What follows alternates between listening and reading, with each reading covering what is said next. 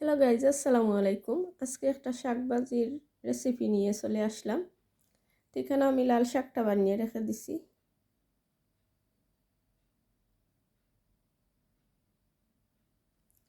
আর এদিকে কাঁচামরিচ, রসুন কুচি, পেঁয়াজ কুচি করে নিলাম।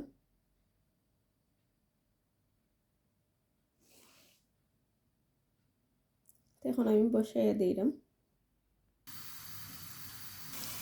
এদিকে আমি পেঁয়াজটা দিয়ে নিলাম, তেল ভেজে নিলাম।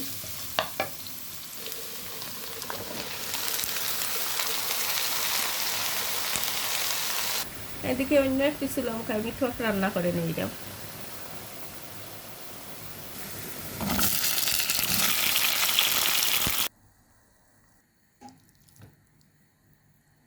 এদিকে হয়ে গেছে শাক ভাজিটা বানানি।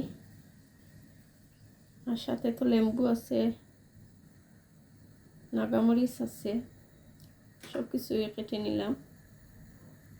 আর এদিকে পুঁটি মাছ দিয়ে একটা টক রান্না করে নিলাম। ঠিক আছে ভিউয়ার্স, সবাই ভালো থাকবা। আল্লাহ হাফেজ।